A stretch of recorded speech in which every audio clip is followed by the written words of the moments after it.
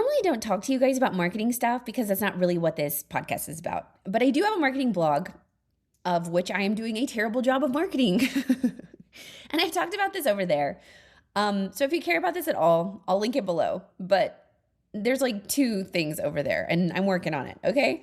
But if you do have a small business or a medium-sized business or you're interested in marketing stuff, I'm pretty good at knowing where things are going. So I can help you with that.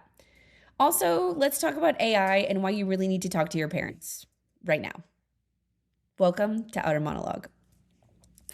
You guys, I keep seeing all this AI, and I'm going to call it AI slop, okay? Some of it is great, I'm sure, but it is really, there's this one guy on Twitter right now, and it's some guy, and I don't know what the platform is, but he's moving around and talking as all of the different characters of all of the different actors and actresses from Stranger Things.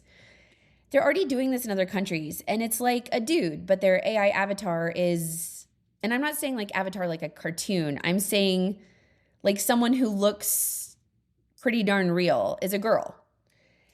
And I already kind of thought this was going to happen, like, I don't know if you've got kids in the car, but like in the OF world, if you know what I'm saying. But yeah, it's about to get so weird. And I've been banging this drum for 5 years now of true luxury in the future is going to be knowing that you're talking to a human, listening to a human, reading a human, seeing art by a human, wearing clothes made by a human. Like, that's what luxury is going to be, because that will become the scarcity resource. That's what people are going to pay for because they're going to want that. And that's going to be the scarcity. AI will be the norm. The true value will be human created things. AI is just going so fast and it's going to continue to change exponentially. And I'm telling you, there's this real uncanny valley effect. Some people can be fooled, and I'm going to sound like a jerk for a second, but it's going to be the young people or the oldest people or like the older people. So young people and older people. And then also this sort of like low IQ audience. They're not going to be able to tell that this is fake. And I think people who are searching for more value, more meaning, they're not going to want to see fake things. And I try to push my clients really hard in the direction of like, let's not do this because I think this is a mistake. Many times you start to lose your audience. Anyway, that's marketing stuff. If you want to read that, I'll link the little baby derpy blog I have down below or in the notes or whatever. Because just to beat that drum one more time, people don't want to be fooled. No one wants to be fooled. No one wants to look stupid. No one wants to think that something is something that it is not.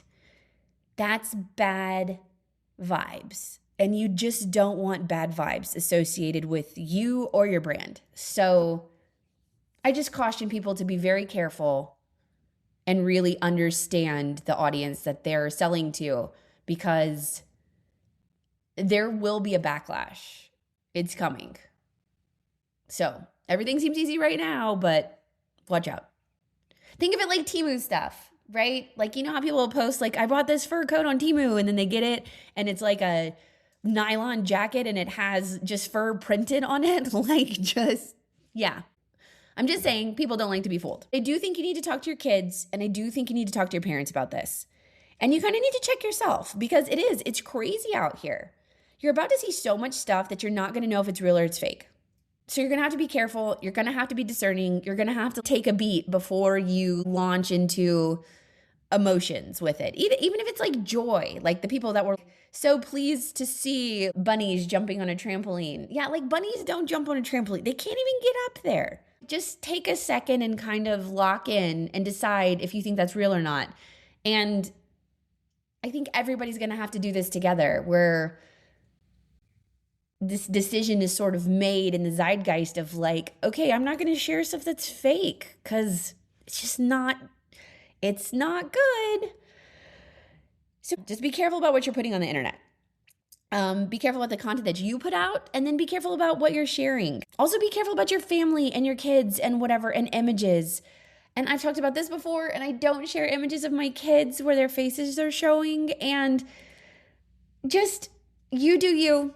I am not here to judge, but I do worry about that. And as someone who works on the computer all day long, if my opinion matters to you at all, I'd be worried about that. Because I really think it's coming, you guys. You're just going to have to be ready and prepared for all of the fake. You're going to watch something that you think is real. You're going to be talking to somebody that you think is real. This girl I follow on Twitter, who I think is really cool and interesting, she's super quirky and offbeat, and she's got this cookbook deal. And her previous agent, or her agent at the time, was, texting her, and she was answering these questions. And halfway through this text conversation, she realizes she's not talking to her agent. She's talking to the AI assistant that her agent has. And she fired the agent immediately, because who wants to be chatting with a robot? I don't think this is what people really want. I just keep thinking back to how many times I can remember my parents being on the phone and being like, well, I want to talk to a person. They were just so baffled that a company would outsource their customer service to someone who either didn't speak English, or then later on, was a machine or a voicemail or an automation like press 1 for English, press 2. And now I'm like at that really great age of being so annoyed. But I don't want to talk to a chatbot. I don't want to do that. If I'm talking to a chatbot, I probably could have Googled and already did the solution that chatbot's going to give me. I already Googled it, already read your website, already looked it all up, already did all the legwork. So you sending me in a circle to do more legwork through a chatbot just pisses me off. I don't want that. I don't need it. I can figure it out up to the point that I have figured it out to, and now I'm ready for a person. So I don't want that. And again, maybe that's a more luxury experience, but that's annoying. I don't like that, and I don't appreciate it as a customer. So I don't advise that my brands do that. Because if I need help or I want customer service, I want to talk to someone who is a person, and I also want to talk to someone who speaks English.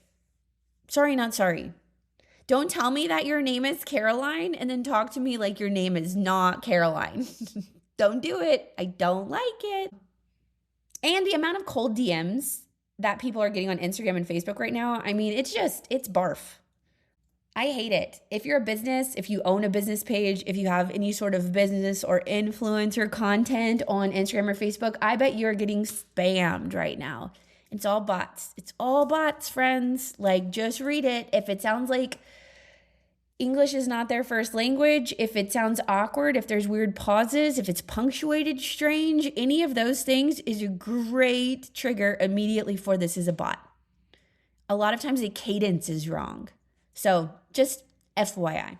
If it doesn't sound conversational, probably a bot. And I don't think it's the move, man, for businesses to do this. I don't think you should talk to your people like that.